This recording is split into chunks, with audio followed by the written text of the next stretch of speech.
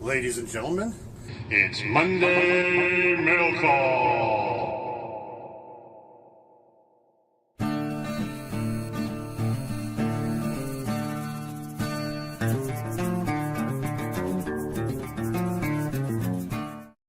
And I want to thank my brother from another mother, Josh over at FrogTac, for setting up my new Monday Mail Call intros. Epic, brother. Epic. Well, good morning.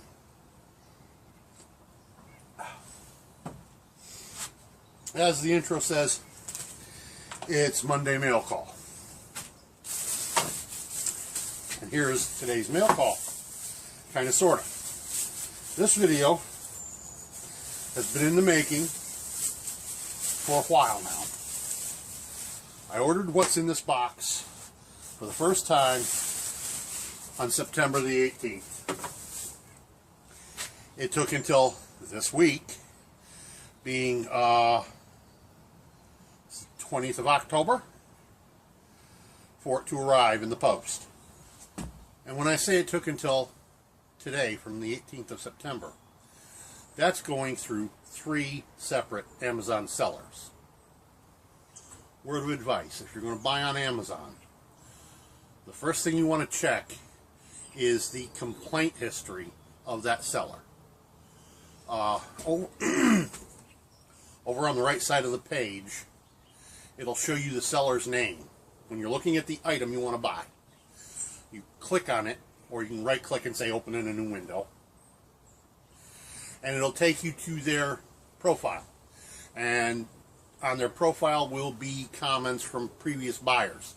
This buyer was on time, as advertised, etc. And it'll show you their approval rating over the last 30 days, 90 days, 12 months, and since they opened their account with Amazon. And the higher the percentage of approval, the better off you're going to be. But bear in mind, they may have had a very high approval over the last 90 days or last 30 days. That doesn't mean much. You have to also look at the number of sales they have made. If they've only made 2 sales and 2 people were happy with them, they'll have a 100% rating. That don't mean you're going to be just as lucky. I didn't look at that with the first person. They had a 100% approval rating, but their account had only been open for 30 days, and it only made 5 sales. When it came to the purchase of my item, they claimed they had shipped it, and the tracking code they sent me was fraudulent. Every time I'd plug it into the USPS tracker software, it would say, "I'm sorry, but your tracking number is not found. Invalid." Well, I waited until the last day of the promised shipping period. You know how Amazon tells you your package will be there between this date and that date. Well, on the day following the last day of this date to that date, I filed a guaranteed claim against the seller because the product was never even shipped. It said it's still in transit, according to the Postal Service. Or, no, excuse me, not in transit. It had been shipped, had not been shipped, but tracking code was still invalid. So they issued a claim, they issued a refund to my account.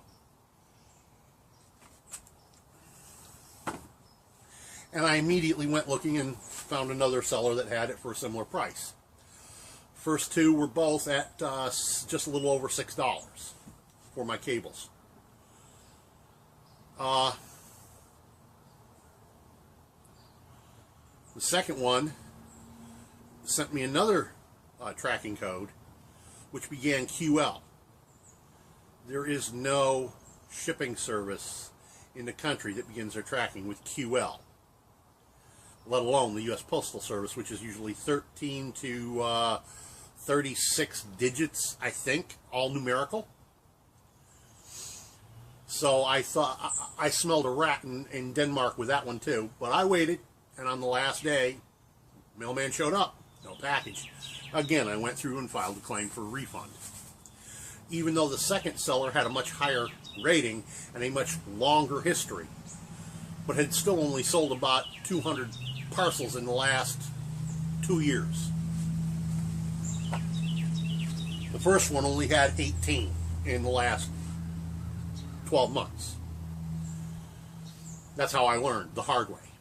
Well, so the third one, and let me be clear, I was very scrutinous of the third one. And they had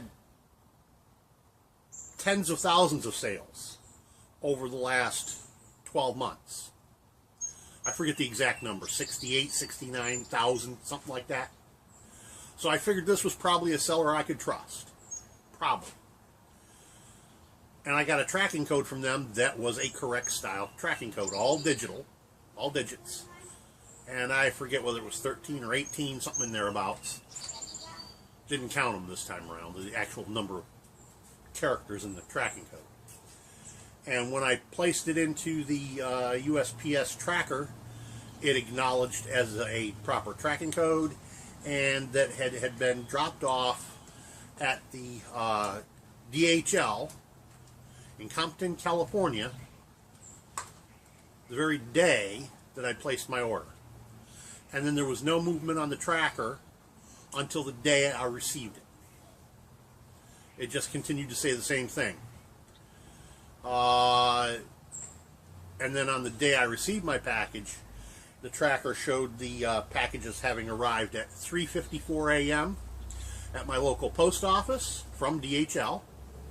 It was sorted and out for delivery, and at 3:30 in the afternoon, 3:45, something like that, I'm told the mailman was in my neighborhood and dropped off my package.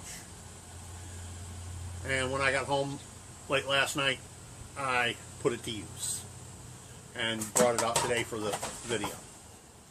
So that's just a word to keep aware of your shipments if you use Amazon.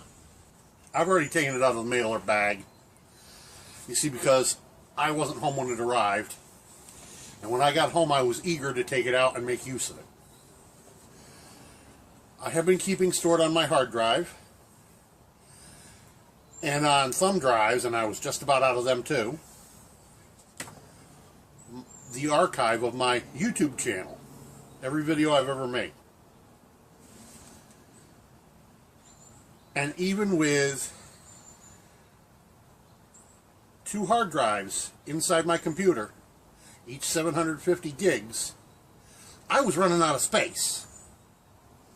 So I needed this desperately.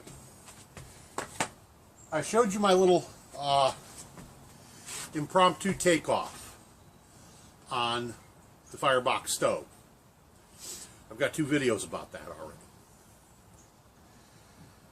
And it will be playing in another video that I'll be making today that will be blacksmithing. Matter of fact, I'm going to be making a whole pile of videos today. Here's my list.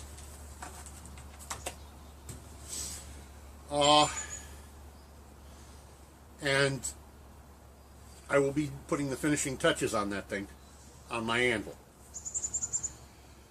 Yeah, I know, I've said that I wouldn't blacksmith in this neighborhood because of having 500 screaming neighbors calling the cops. Well, I've decided that that's no longer a priority for me, to consider my neighbors' feelings their fault. But let's get on with the mail call. What I have here, told you this is computer related, and this is something I ordered. Yes, a lot of you are going to say, Embrato, you're not working, how can you afford? I have a very small income stream that pays me in Amazon gift cards only. And as such, I have to find a way to make use of that. So those funds go to buying some of the small stuff that I need, since that's the only thing I can use it for, is buying on Amazon. Or at least as far as I can tell, it's the only way I can use it. What we have here is a box full of cable, but it's very special cable. Some of you are already going to recognize this. Don't spoil it for the others that don't. First, we have a very specialized USB cable. We have a small connector cable that is 4 pins on one side, and I'm not certain of the number of pins on the other end. We have an IDE cable.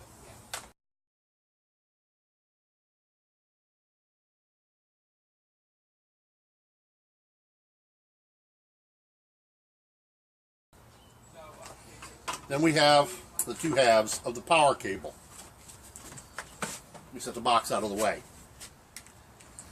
Power cable gets connected up like so. Kind of like a computer cable, you notice? Then we use this cable like so. Brand new, it's a little stiff. Then we take the IDE cable and we connect it here like so. Now we need a missing piece. I have that right here. Actually, I have 2 of them here. For those of you who've never torn apart a computer, this is your hard drive. This is a 750 gig hard drive. I spent some time last night. I reformatted it, which means I erased everything that was on it, including the operating system, so that it was completely empty. This was one of those hard drives that I salvaged out of those tower computers that somebody just threw away. Interesting data was on it. So here's how this stuff connects up. This cable, connected to the power, connects right here on the back of the hard drive. This cable would connect via the USB to my computer, and this end, and these only go on one way, they're keyed, connects up there. If this were plugged into power, the hard drive is now spinning, and this connected to the computer now has a screen that you can read what's on it. What's on here? This is the one of 2 Emberado archives for my videos. Also in the bag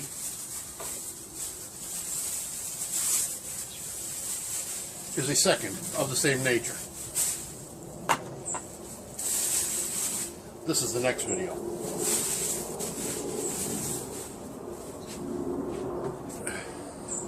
This cable cost me 11 bucks, free shipping. Noisy blasted things, ain't they? As I was saying, the cable set cost me $11, free shipping. It's worth 10 times that to me. You see, because when you're on the ball enough to harvest free hard drives, and I harvested 3 that day, but you only see 2 here. That'll also be part of my next video. Why?